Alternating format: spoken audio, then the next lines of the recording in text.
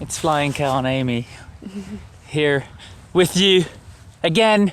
We are in the middle of nowhere and all we can see is the ocean. The ocean, the cliffs and the dunes. And it smells incredible.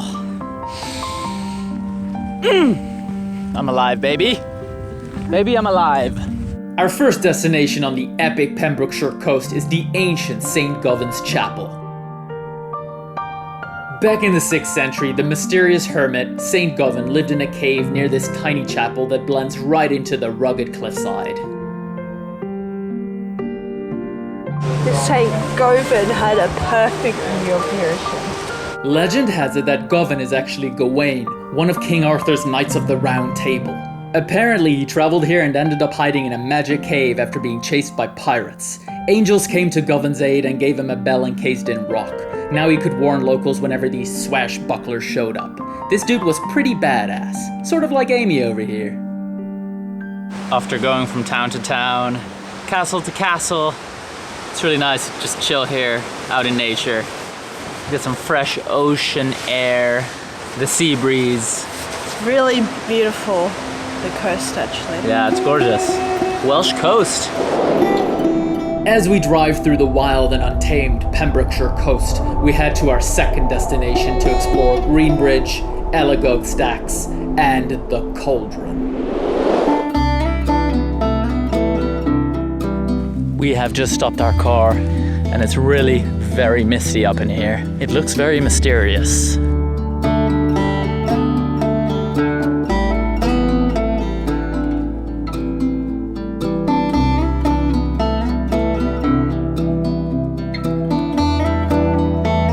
The cliffs here are just breathtaking, really impressive. I know some people might not like the mist because you can't see everything as clearly, but I think it adds to the experience. It's awesome.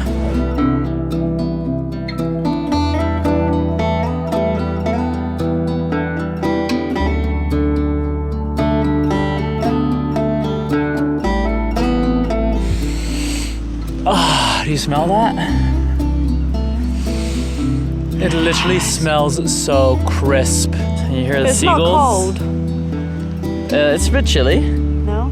Your arm feels chilly. No. It's not too cold though. But it's not warm either. You hear the seagulls, the air is beautiful. Little birds everywhere, nature, grass, flowers, bumblebees. You can barely see the bottom. It's so misty. The Pembrokeshire coast is straight out of a Tolkien epic. With towering cliffs, the crashing waves, and wide open plains, there are things to see and explore in every direction. It turned us right back into a bunch of curious kids without a care in the world.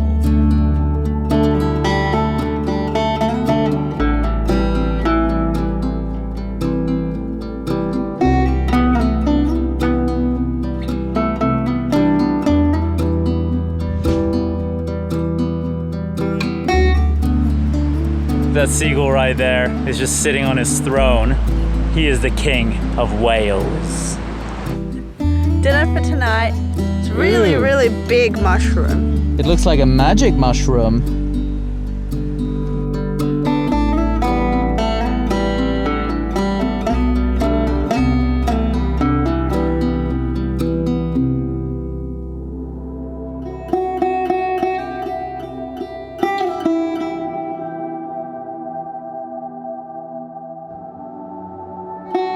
This is called the Cauldron. You know, you can see there's a big cauldron and the witches makes her potions in there. I think the final ingredient is Cal. What motion does the witch make?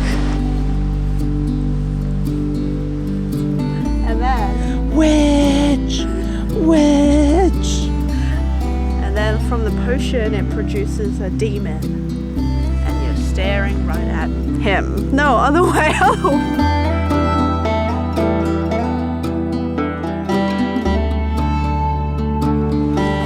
Do you feel free? Woo!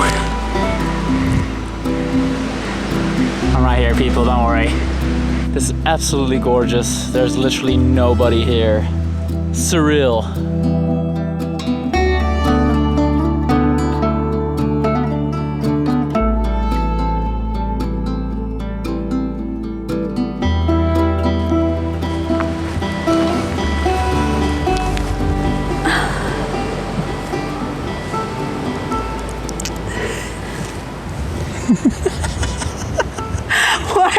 there. This bit. You should have done this, dummy. We drive all the way across the Welsh country towards the English border. There lies the last destination of our Wales adventure, the town of Books, Hay-on-Wye. We've just had a nice 2-hour drive, and we are in the legendary town of Hay-on-Wye, which is famous for having books all over the place. Yep. It's famous for its second-hand bookshops and antique shops. Pretty cool town. It's supposed to just basically have books lying everywhere. Hey, Kel, it's your throne. The throne of books. See, I even have a book headrest. That's pretty cool. How many books have you read? I read loads. I'm a real intellectual. It's very hard to miss that Hay-on-Wye is famous for being world's first town of books. This historic little town is literally covered in bookshops. And once a year, 80,000 book-crazed bibliophiles from all over make their pilgrimage here for the town's annual literary festival.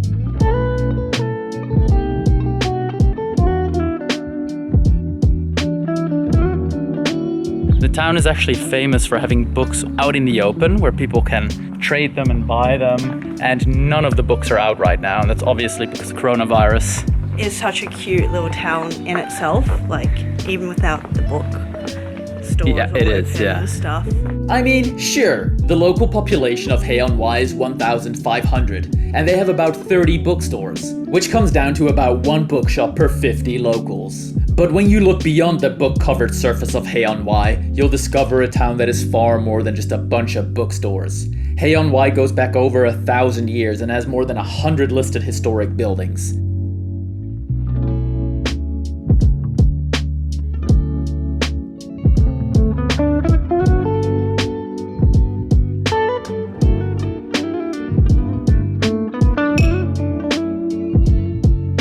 Our very first Welsh beer. That's so refreshing after a long day of walking around.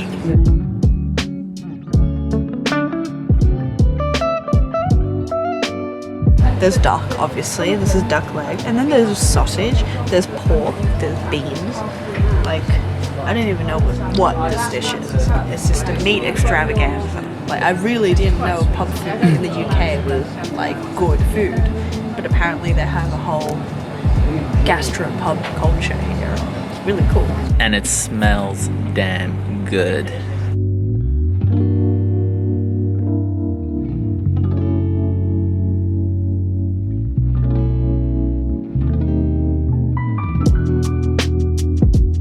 So what I ordered apparently is a traditional Welsh vegetarian sausage and a jacked potato.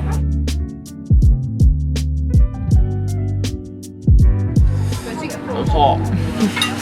What's in it? Fire. And a very nice mild flavor. You have no idea what you're eating, No. do you?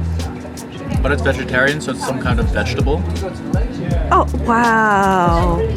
Yeah, it tastes healthy. That's all I can say. So after some extensive research, we have found out that it's called a Glamorgan sausage. Traditional Welsh vegetarian sausage. You didn't even know what you ordered. We finish our Wales chapter as we cross the border back into England. Our big road trip's final B&B is located in the quiet British middle of nowhere, Hurstway Common. After a nice 20-minute drive, we are at our stay for tonight, and it is gorgeous. We're in the middle of the English. We're back in England, just over the border, and we are in the middle of the countryside. The Airbnb we're staying with has a giant yard.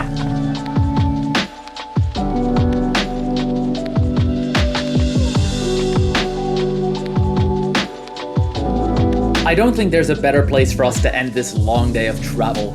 Nothing quite relaxes you as well as grassy fields, flowers, trees, and the fresh air. And of course, a nice wooden hut to sleep in also really hits the spot. This is our cute little cabin for tonight. It's really cute, it's really old, it smells really old, but it has character. And that's what we care about. Characters.